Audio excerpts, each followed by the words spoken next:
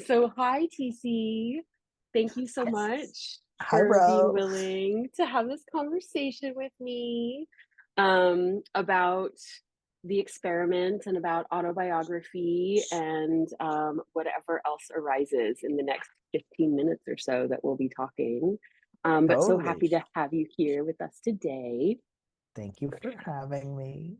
Totally. And welcome also to the Four Queens community members that are going to be watching this asynchronously at a later date. Um, as we're recording this, it's a day after the solstice. It is a beautiful day here in Santa Cruz, California. Would you Mhm. like to mention where you are? I'm in Tucson, Arizona, and Mhm. it was 108 yesterday, which was our hottest day so far this year, in What's addition up, to summer? being the longest. And today it's actually cloudy and it looks like it might rain, which is incredible. And I will so take Amazing. it. And I went swimming today. So that's what I have. That sounds lovely. I just got a little red sitting out in the sunshine for the last 2 hours. Like maybe I overdid it. Totally. Oh well, it's Totally. fine, y'all. I have Italian blood in me. It will fade to brown by tomorrow, I'm sure of it, unless I peel from the Irish blood in me. Anyway, so I just wanted to say a few words of introduction. So TC is my bro, so everybody should know that. Full disclosure. I was trying to remember before we hopped on here, bro, what like how many times we've interviewed one another over the course of our friendship. And I actually don't know, but it's like a lot of times. Like I started to count and I was like, ooh, that's a lot. I don't have enough fingers for those, how many interviews there are. So it's a lot of times. Well, So then this it's feels also like, like there would be some conversations that were also like interviews. yeah, that's Like true. throughout I specifically remember one time just coming into your bedroom when we lived across the hall from each other and just being Uh-huh. like, can you please answer this question for me? You know, or, Yeah, sure. So and it it does was feel like, like an ongoing conversation, right? It's an totally. ongoing conversation. So today we're going to be dipping into that ongoing conversation. But I wanted to mention that TC is an artist in many different ways. A lot of folks know you as a poet, and so TC is the author of Gephyromania, which is out. We now identify it as out with Nightboat. Nightboat. So the second Mhm. printing is out with Nightboat. I almost said Mhm. Ahsahta. I That was mean, the that's first where printing, originally, yeah. originally. So now it's out with Nightboat. Is the author of many chapbooks, most recently, The Quiet Practices, which just dropped a few months ago. And I had the pleasure of hearing TC read from it in Tucson, a recent visit to Tucson. Let's say a few weeks ago. Can you tell I'm bad at tracking time? I I was going am. to say, I don't even know when it was. I don't know. Maybe Yeah. last month. It was Yeah. recent. Yeah. It was not in the future. Was definitely in the past. That much we know, maybe. But also, TC is a builder. Recently started a nonprofit with a friend called Building Out Safer Spaces, or BOSS, or Building Out, which I'd love for you to tell us a little bit about over the course of the interview. I'm sure it will come up. But I'm really interested in talking to you about all the ways that you engage with art making, carpentry, building, poetry, movement, dance. I also got to spy on TC practicing singing a couple times. So also remember that as a singer in your history. So That's just to say, so funny. anyways, that you want to talk about art making practice are very welcome in this conversation. I tried to choose folks for this interview series that were doing kind of writing and Mhm. as a way of introducing another layer of interest. Mhm. So Mhm. the first thing Mhm. is, can you please tell me about your art making practice? What kind of art you do and what drew you to these art forms? That'll be my first question. Just a nice small question. Anyone. I mean, my art making practice, I mean, I really do take, the Annie Dillard how you live your days is how you live your life. Isn't that Annie Dillard? I think so. I know she's the 1-inch picture frame. Yeah. And she might be quoting someone from like, I don't know, 4,000 years ago. But Let's just say it's Annie Dillard. we'll give it to Annie Annie Dillard. though. Definitely. And I just really believe that. I mean, so I'm not trying to be coy when I say I think of my life as a creative act. And I want my days to be infused with all that that entails. So, you know, some surprise, some craft, some practice, some learning, and paying attention. So so I hope that most of my days are like that, and I try to cultivate that. And you know, for a long time, I mean, I would say, you know, from the time I was like, I don't know, 8 or 10 until the time I was like 42, let's say, ish, it was writing. Like it was writing, and hiking, or, you know, being in the woods in some way, and teaching, which I also think of as a creative act, which I'm sure you do too. Um, and and that's shifted quite a bit, like you were alluding to, um, off the page, and maybe one of the segues of that was, I, I think a big reason for some of that shifting is my physical transition, um, and becoming more embodied, um, dance practice, improvisational dance practice. Um, so that took my body from being like utilitarian, you know, like a hiking, it will get me from place to place, which I love, but into a more expressive container. Um, and and then having the car accident, the cab accident, 8 years ago, 7 or 8 years ago, and that, yeah, exactly, and that really shifting what I could do in my body, and so then having to work with those limitations and constraints, and I mean, you know, you'll hear me when I'm talking about just the ordinary experiences of living, that I do use those writing the writing concepts, or the you know, writing lingo, because it's how I understand the world, you know, like, so I think of like, oh, okay, I have this injury and it sucks, and it's also a constraint, and I've been practicing my whole life working in constraints on the page, so it's like, well, then how do I now work with this constraint in my embodiment, etc. So anyway, and then that morphed into, you know, COVID happened, and I really felt like the page was just not the place for me during, especially the first 2, 3 years of the pandemic. Um, it just, it actually repelled me. Like the idea of writing on the page, or being on the page, I couldn't. And I really wanted to be making, you know, like with my hands. And I think in some ways I probably, you know, in retrospect, I didn't know that I could have said this at the time, but I really also wanted to just, and needed to be a beginner again, like completely ignorant, because I did feel like I was in the world completely ignorant. You know, like, oh my God, I've never been in a pandemic that I know of before. And so how do I do this? And so it actually felt really supportive to just completely shift away from something that I thought I knew, you know, or had practiced a long time, to just throw myself right back into the very beginning.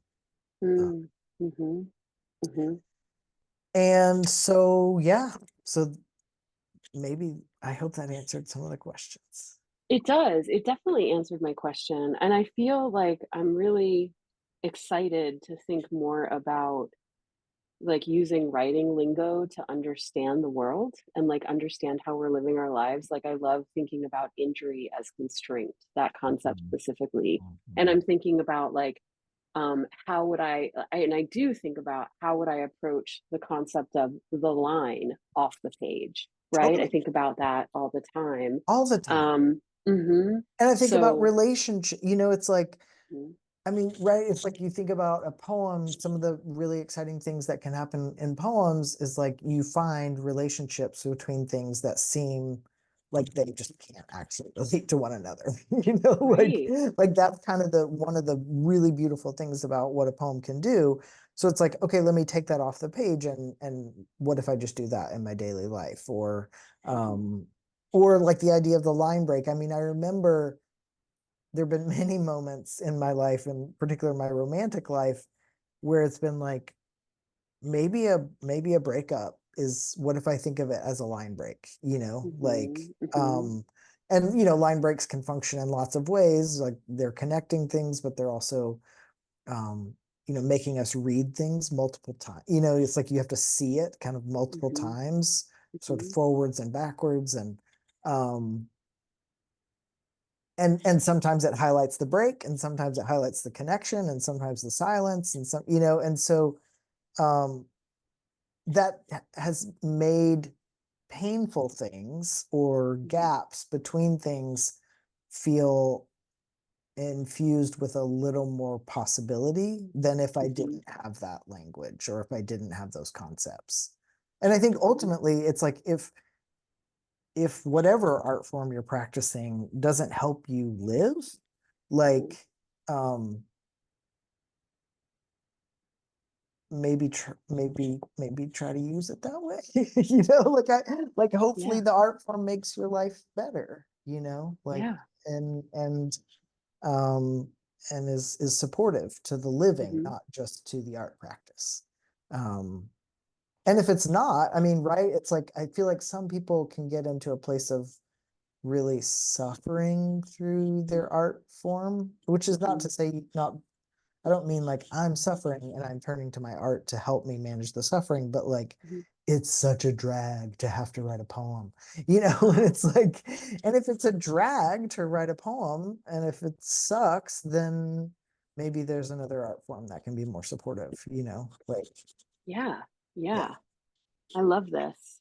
I want to invite in another word to this conversation because I want to keep this conversation going about Yeah. writing and life and the sort of the intersection and the overlap and the continuation and the mapping over and under that you're talking about. But I want to invite in the word experiment to this Mhm. conversation, right? Mhm. And it's interesting because throughout the course of this interview, I started sort of telling people what I thought about and like what is the experiment, like thinking Mhm. about experiment as different than experimental, thinking about experiment in different contexts. So it's been really interesting to hear what folks have been saying of their understanding of this concept of experiment. And Mhm. just I'd love to hear. I don't want to give you my caveat of like, this is what I think, this is what I don't think. I just kind of want to know, what do you think about this concept of the experiment in any way, shape, or form you want to talk about it? But specifically, I will say I'm dropping it in here now into the conversation because I'm thinking about writing and life and art making and Mhm. life. Mhm. Mhm. Well, I mean, one of my favorite, you know, when I think of an experiment, Hmm. if someone says, let's experiment with something, Hmm. it feels very open-ended, like it is that it is both that we are traveling, we are going somewhere, we're trying something, but it doesn't have a predetermined um, endpoint. Hmm. Um, and and so it's like there's both movement and openness to the Hmm. idea of the experiment. I use the word travel. It's like, whereas with travel, there's often like, we're going somewhere, like, we're actually trying to get over there. Mm-hmm. And so I think, I'm very much drawn to the experiment, partially because I can be really controlling. Like, I Mm-hmm. want to control the world. Of course I do. Like, why am I not in charge? Like, uh, and I need a lens that says, like, you don't know where you're going. We don't know how this is going to end up. Um, let's just be a little curious about it. Let's try. Let's follow this a little bit. Um, let's take our filthy little paws off of it for a second and just like just like Take your filthy little paws off of that for a minute. I it's love like, it. it's kind of true though, because Yeah. um and it just, yeah, it just opens up so much possibility, and that's what I like about that, the concept of experiment. And it really is, it's a lens, because it's like, I can do the exact same thing. Let's say if you're having me work with a piece of wood where I'm experimenting, or I am making a cutting board, or like Mm-hmm. I am making a house. um Yeah. and those have very predetermined endpoints, Mm-hmm. and so there's also the, where is the experiment actually allowed, you Mm-hmm. know, and where can you not experiment? Because I mean, Mm-hmm. ultimately, there's probably some element of actual constraint in whatever you're doing, where there's not Mm-hmm. room to experiment. So it's like, you just have to find, but where can I really do that thing, Mm-hmm. and not know where it ends, where it ends. Yeah. Well, and I love what you gestured toward, that it's like more curiosity Mhm, driven than it is some predetermination, right? It's like mhm, curiosity driving you towards some point, mhm, right? Rather than, mhm. here's where I'm headed. This is the house I want to build. This is the cutting board I want to make. This is even the poem I want to Mhm. write, right? Yeah, Instead, just being like, let me show up with curiosity to this totally. experiment. And sometimes, like, I don't know, I will only speak for myself here, but like sometimes I forget when I'm like in the process of, especially like a long-term writing project, like writing a book, Mhm. that I actually get to experiment, right? Totally. That it's like, hey, I'm the one setting the rules here. I'm the one like determining where this is going. And if I decide, like, I don't know, I'm not sure, let's see, that could be a really joyful engagement with the project rather than saying, like, I'm trying to get from point A to point B, Yeah. Yeah. right? That's wonderful. Thank you Yeah. so much. Yeah. Well, because Um, also it's like worth remembering that, like,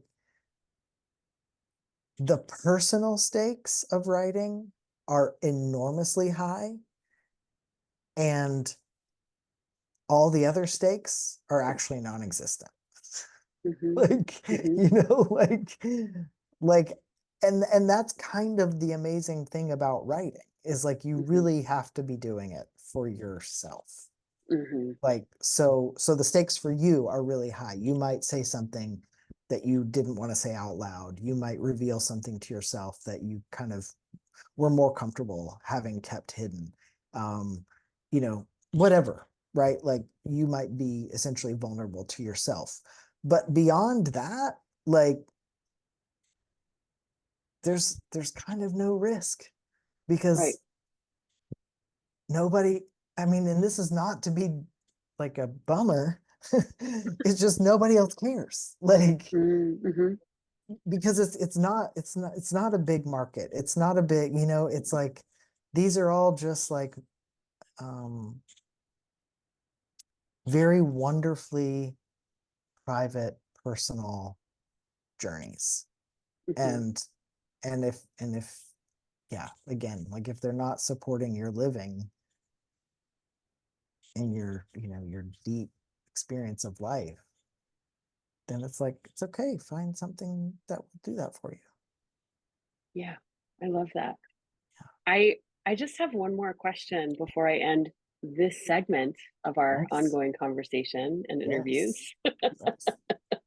And I'm curious, after like thinking through everything we've been discussing over the course of this conversation, thinking about like writing as a way of understanding the world, thinking about the experiment as being open ended, thinking about the deeply personal experiment, right? That is writing Yeah. at all times, hopefully for all of us. Yeah. And if it's not, maybe finding another art form to engage in or Sure. another way of being.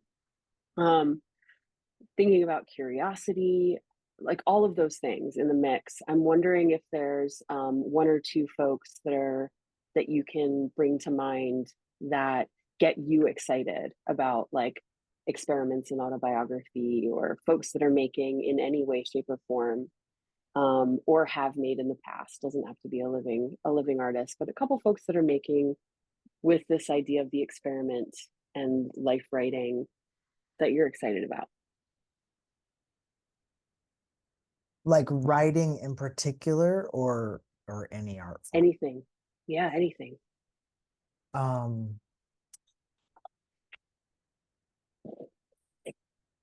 so there is a musician, Hmm.